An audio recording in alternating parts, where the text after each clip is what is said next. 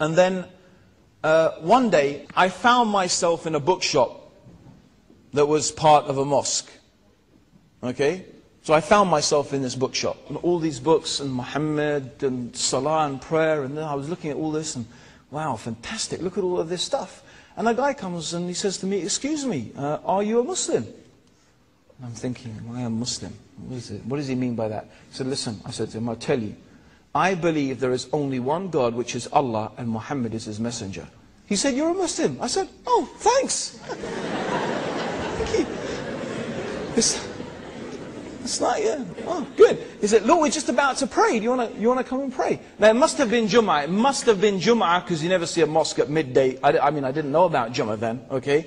But I went and I prayed, and everyone was like, and I was sort of like, oh, what's going on? And I've obviously got it wrong all this time, you know? And, you know, but I remember afterwards, you know, everyone was surrounding me. You know, and everyone there wanted to teach me the whole of Islam in 5 minutes. You know, I remember walking out of that feeling literally like I had been given a shower on the inside. And like I was walking on clouds. It was quite fantastic. Now, actually, I would say that that's about 2/3 of my story. The other third, okay, we don't have time to go into it, maybe another time, okay? But very briefly, I would have to say that in spite of that being the time when I entered into Islam, it really took me another 2 years before I was really able to start practicing properly. And you know, it was really actually very hard to give up my former way of life, you know, and the things that I used to do. But you know, Allah taught me some pretty hard lessons. I don't regret them. They're very, you know, I look back now and I learned some very good lessons from those days. But you know, they were the 2 most miserable years of my life. Why? Because I knew the truth and I wasn't following it. Actually, that's the worst condition a human being can ever be in. You know, because if you're ignorant, you know, they say ignorance is bliss. Actually, ignorance itself isn't bliss. But meaning when you don't know something, you're in a sort of state of innocence. But when you know something, and then you don't live according to what you know, you can't live with yourself. It's terrible. It's a horrible condition. And that's what happened to me for about 2 years. But alhamdulillah, you know, alhamdulillah, I came back to Islam, I came back to the deen. I never used to say, I mean, I would always say that I'm Muslim. You know, I would always say that I was Muslim. People just didn't take me seriously. You know, there I was at parties and drinking wine, and you know, I remember sometimes I was sitting at a party and sitting around people, telling people about Islam, and they'd be going, yeah, really, that's fantastic, tell me more. And I said, oh, I'm just too gone, I'm just too, you know, I've been drinking too much, oh, I can't. And no, tell us, a blunk, like that. That's my condition that I was in. But you know, alhamdulillah, Allah woke me out of that, and you know, then it happened, alhamdulillah, Allah subhanahu wa ta'ala guided me, and I, you know, came back round. And the thing that changed me, brothers and sisters, was this. Really a simple thing. A very simple thing. I started to pray 5 times a day. You know, people say to me, Abdur Raheem, how can I? You know what? The prayer, if you do the prayer properly, if you really pray 5, and that's what I said. I promised Allah that I will pray 5 times a day. I said, I don't know that if I can do anything else, but I will do that. And I took it really seriously. You know, I took it really, really, really seriously. Alhamdulillah, the prayer, when it is said properly, is something that itself will change your life. Now, I know you're going to ask me another question, and there's 2 questions you will ask me. So I'll answer them before you ask me. Right? Number 1 is, how does it feel to be a Muslim? And compared to how it was before. Now, I will tell you honestly how it is like. If I was to describe it, it would be like this. Imagine you live, or imagine you find yourself in a building. And this building, like any building, is full of obstacles. Chairs, tables, lamps, stairs.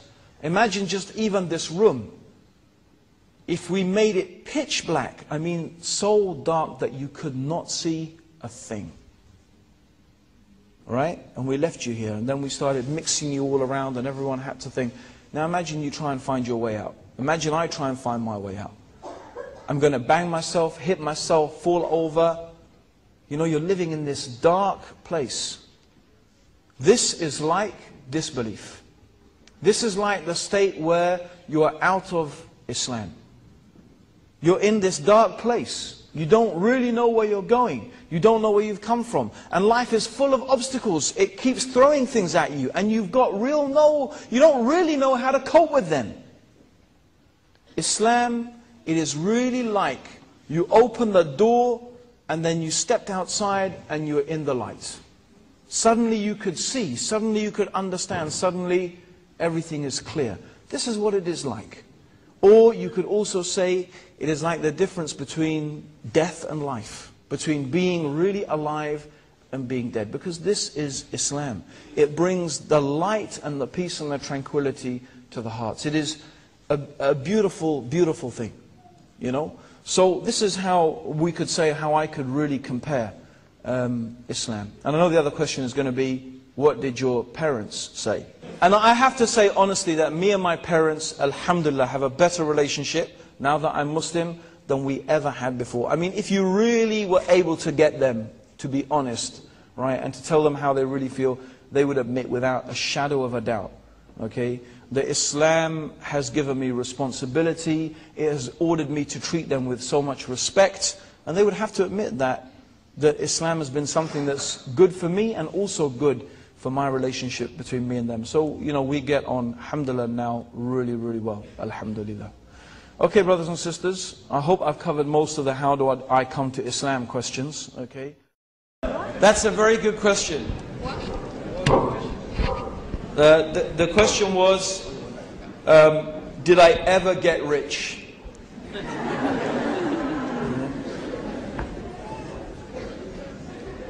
Yeah, I think probably I'm one of the richest people in the world. I know if you open the world's top 100 wealthiest people, you won't find my name there, okay? But if you really honestly, I would say yes, I am rich. But you see, what really is wealth? What is the true wealth? The true wealth is contentment. If your heart is at rest and you feel peace and tranquility in your soul, then you have everything. But what is it going to benefit you really? What does it benefit you? If you have millions and millions or billions and billions and you're miserable, what does it benefit you? If you have all that money and you're miserable, you've got nothing. See, really, this is the thing. I was looking for wealth, but alhamdulillah, Allah guided me and He gave me wealth. The true wealth. The true wealth, which is the peace and the tranquility and the contentment that comes from submitting yourself to the will of Allah subhanahu wa ta'ala. Alhamdulillah. Well, I'm also a revert to Islam, and I did that when I was 15, and I'm now almost 18. And I'm finding it really hard with my parents at the moment, and I was wondering, in retrospect with you, would you say anything or deal with your parents differently now that you're looking back at the situation? I would definitely deal with my parents differently, and I would advise anyone who is, first of all, mashallah, you said you just become Muslim recent? MashaAllah, when you were 15, MashaAllah, Alhamdulillah. Yeah, okay, so you had a few years of dealing with your parents already maybe. But I mean, my advice is, I always advise people, take it really easy with your parents. In fact, I will even go as far as to say, don't even talk. I know this is going to sound controversial, but I'm going to suggest it. Don't even talk to them about Islam. Don't. Wait until they ask you questions. Yes? Let them have their space, let them have their time. You know, you have to remember, please remember this. Your parents will always remember you as a little baby. I remember my son as a little child, a little baby lying on my chest, sleeping, and I was afraid to go to sleep because I was listening, is he still breathing or not? That's what I remember. You know, I mean, the guy is huge now, and both of them are pretty huge. Well, I've got 9 kids, right? Okay, including one that's just a little baby. But you know, that's how you remember them. So when this little kid, right, starts telling you about, no, you're wrong, and it's like this and it's like that, it's like, hello, I changed your nappies, you know. So, you know, the thing is that you have to remember that with your parents, And that's why I recommend take it really easy with them. Wait for them to ask you questions. Now when they've asked you a question, that means they've indicated a curiosity, right? They want to know an answer. And then the onus on them is to listen.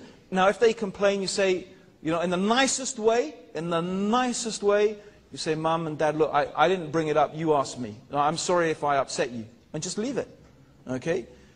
Now, of course you're going to feel really like you want to let them know about Islam. So a tactic that I suggest sometimes, especially if it's difficult, is to leave some books lying around. Yeah? Believe me, they're going to pick them up and they're going to get curious. And you could leave some books. I mean, it depends on your parents, right? It really does. Some parents, they really want to know, and some parents, they don't. But the most important thing is you have to respect your parents so much. Remember Allah, He told us in the Qur'an that we shouldn't even say uff. We shouldn't even go, huh. We shouldn't even say that to our parents. That's how we need to respect them. Paradise, that your parents are your paradise and your hellfire. If they're pleased with you, Allah is pleased with you. If they're displeased with you, Allah is displeased with you. So, you have to do everything you can. Okay? As long as the only barrier I have to say, the only thing is this, is that you are not allowed to do something haram to please them. Because there is no obedience to the creation, there's no obedience to the creation in disobedience to Allah. In other words, we don't obey a created being and disobey Allah. But with my parents, believe me, anything they tell me to do, inshallah, I will do my best to do it. But if they ask me to do something haram, I say, Mum and Dad, that's the limit for me. Right? You're asking me to do something that Islam does not allow, and that's something I can't do. But anything else, I will compromise on as much as possible. But when it comes to the haram things, no, I will not. Or ordering me to leave something that Allah has ordered, no, that I can't do. But otherwise, you do absolutely everything. I believe the best way to give da'wah to your parents is by treating them the way Islam tells you to treat them. Through your example, through your manners, through really treating them in that respect and honor that Islam gives to the parents. It's a very good question. A very, very good question. The future of Islam in the West. I really don't know.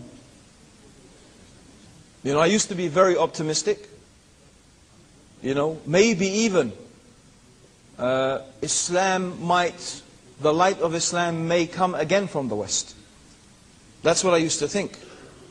Because it seemed to me that the West was teaching Muslims some things that we had lost amongst ourselves. If you go to the Muslim lands, this is true, right? Okay, here in New Zealand, by and large, 99% of the time, right? Do you have to bribe policemen? If you want your telephone connected, right? Do you have to wait 12 months, but if you want it to be quicker, you have to give a big hefty bribe? No? But let's look at our Muslim countries, right? Yeah? Everywhere you go, bribery and corruption. Bribery and corruption. Okay? Oppressive governments, dictatorial regimes, random arrests. Will you feel really sure that in a Muslim country that justice will be done if you go to court? Or you think that the one who pays the judge the biggest bribe is going to get the ruling in their favor? This is the sort of problems that we face. In the West we have social services, we have free health care, we have so many things. Our religion teaches those things. Islam condemns so strongly corruption, bribery, lying, cheating, stealing, oppression and tyranny. Justice is something so essential to our religion. Yet where do we find these things in our lands? Where do we find? Do we even find them in our own homes, amongst ourselves? You see? And so I think there are some qualities that are so important to our religion but it seems somehow we lost them. Yet the really strange thing is we find these qualities here in the West. Now let's be honest. This has to be some of the reasons we love living in the West so much. Let's be honest. Of course we have problems with, some issues of sexuality, nudity, girlfriends, boyfriends, homosexuality. We have problems with that. We'll be honest, we do. We find it very difficult. The whole sex, drugs and rock and roll culture is so different to the way we look at the world. But that's only one aspect, right? Isn't it? But there is another aspect that we find so compatible. Yes? Okay, so, I really had a hope that, and that maybe the Muslims living in the West will feel inspired again to return to these essential qualities and values that we have lost. And it reminds me of Muhammad Abdur. Muhammad Abdur was a scholar from Egypt, from Al-Azhar in the last century. He traveled to England. He said, I found Islam but no Muslims. Now, I say that's how I used to feel. Now I'm not so sure. Because when now I look at the West, unfortunately, I'm beginning to see many of those negative qualities actually beginning to happen. Okay? Some of the very things that were the good treasured qualities, you could say, about the West, now they seem to be, to me, like they're fading away. And I especially have to say with this neoconservative movement, headed by George Bush and followed by the Trinity, I call them, Blair, Bush and Howard, okay? You see this neoconservative agenda taking over. And it really concerns me. And I feel concerned for the West, not just for Muslims, okay, but for them. And it is so sad to see that many of the qualities that makes that the West could stand really and say we have these qualities, they are losing them. Okay? What we find in America, in Britain, 1,000 years, at least in Britain, more than 1,000 years perhaps of human rights and from the Magna Carta onwards, it's just been wiped out, just like that. Just like that, wiped out. I mean, in England now, you can be arrested and put in prison indefinitely. Okay? You can be, at the behest of the United States of America, you can be deported to the United States of America, and you don't even have the right to know what you're supposed to have done wrong. You don't have the right to a lawyer. You don't have the right to appear in front of a judge. You don't even have the right to know what are the charges against you. Now, surely that demolishes the whole claim to human rights and justice. So I'm reaching a stage where I'm beginning to feel a bit, nervous. Maybe there will be an exodus, I don't know, from the Muslims. Maybe things will get too tough. I believe there is an agenda at the moment. I don't want to go on too long about this, okay? But I do believe that we could really simplistically, and this is just for analysis, divide the Western world into two groups of people. The people who really believe in what we could call the liberal ideal. They believe in liberalism. They believe in multiculturalism. They believe in the idea of societies and religions living together, okay, in society. And they really do believe in those things. And there's many people, young and old, who stick to those ideals. We just need to see the 2.5 million people in England. It was amazing to see it. 2.5 million people who came to demonstrate against the war in Iraq. In Milan, nearly 5 million people. These are perhaps some of the biggest demonstrations that we know in history. Okay? So there is this broad, this broad group of people, who really still believe in these ideals. But there is another ideology